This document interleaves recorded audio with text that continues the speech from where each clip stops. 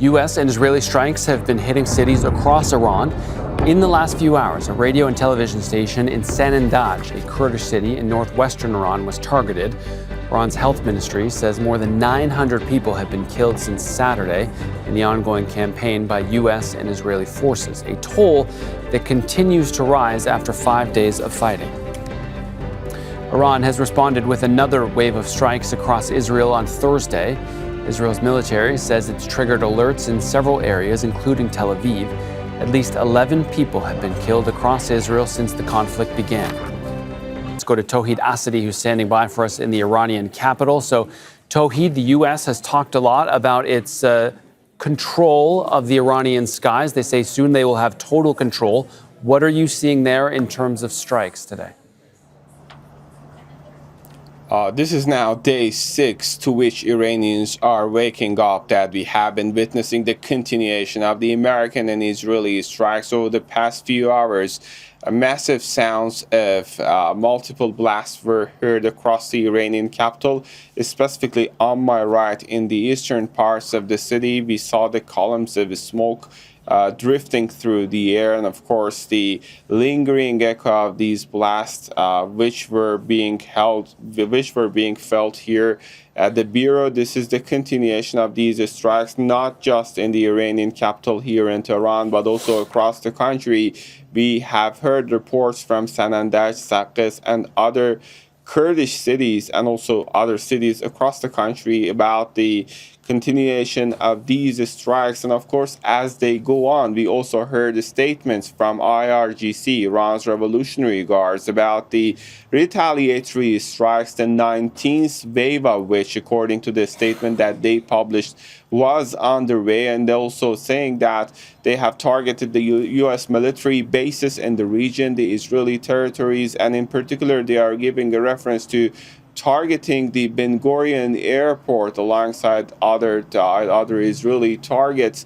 Right now here in Iran, we can see a sort of frustration and fear over these intensified operations by the Israelis and Americans. And of course, speaking of the civilians in particular, we know that more than 900 people were said to be killed yesterday, and seeing the fact that these strikes still go on, we can say that unfortunately the number of these people who have lost their lives could be sort of increasing, as well as when it comes to injuries. The latest statistics indicates at least 6,000 people have actually been injured as a result of these strikes. This is a very, very escalated situation, far from any point that we can call a sign or signal of de-escalation.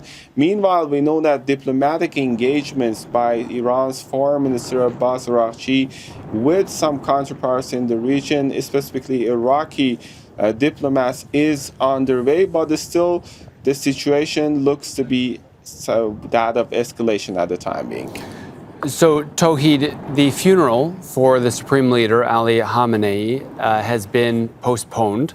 We also know that no replacement, no new Supreme Leader has been chosen. Are those two things related? And is there a scenario where Iran could go ahead and choose a new Supreme Leader before the last one has been buried?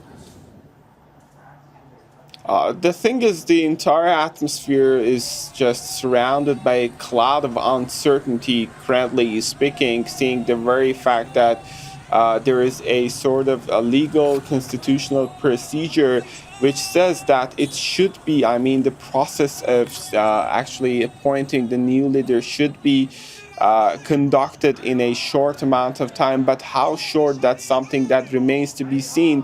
And on that, there are 2-3 critical considerations that we have to keep in mind. First, this is not an easy decision to be made. It requires the assembly of experts to conduct thorough investigations, and they are saying, at least one of them came out in an interview saying that they are doing some consultations.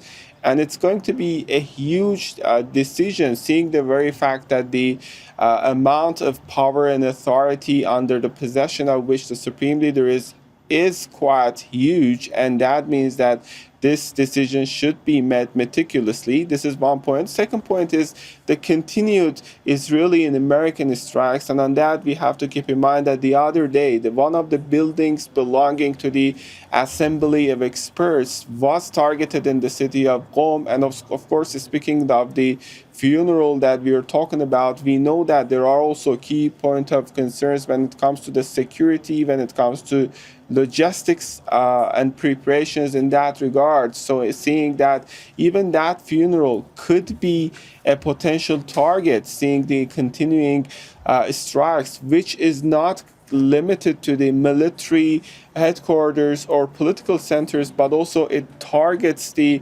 very residential areas, hospitals, schools, etc., among one of the most tragic of which I can refer to the initial day in which an elementary school was targeted, leaving more than 160 student kids dead.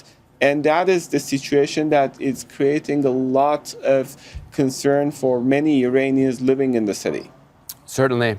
Tohid, thank you. Let's go over to Rory Challands, who is in the Jordanian capital of Amman. He is following the situation in Israel.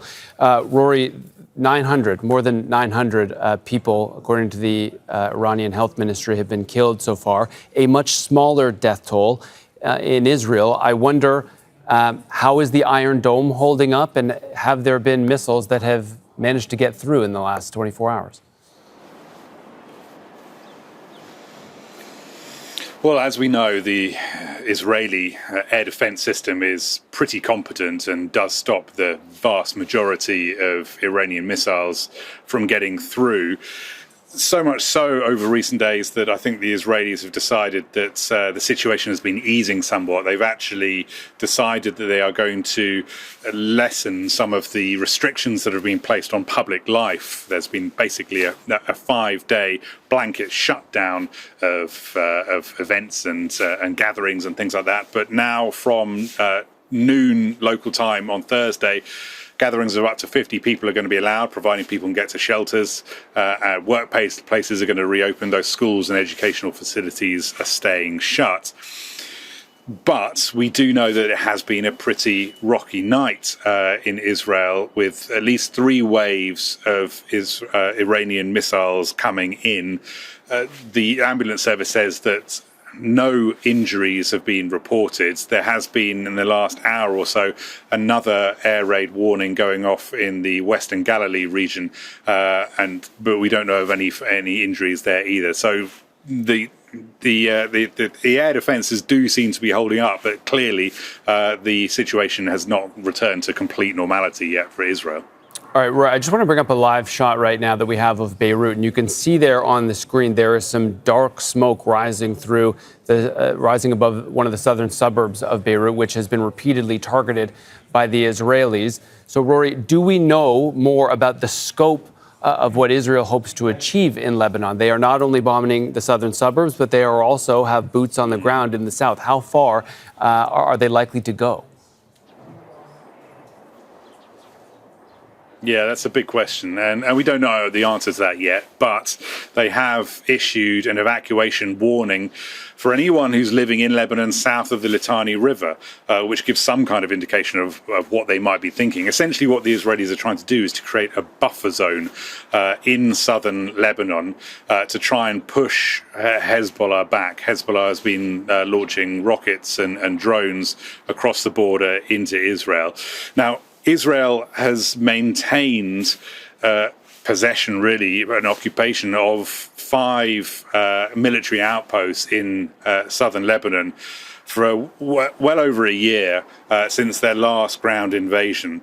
And they are now pushing further into Lebanon than those. We don't know how many troops this is involving, but the Israeli military is saying 3 divisions are involved, the 91st, the 210th, and the 146th. Now, we don't know whether those divisions are full strength, but as an indication, an Israeli ground division can be as many as 20,000 troops. That potentially means that up to 60,000 are operating in southern Lebanon at the moment. They're calling it an enhanced forward defensive position. Of course, the big worry for any Lebanese in that area is how long are they going to be there for. Previous experience has shown that when Israelis come, they can stay for quite some time.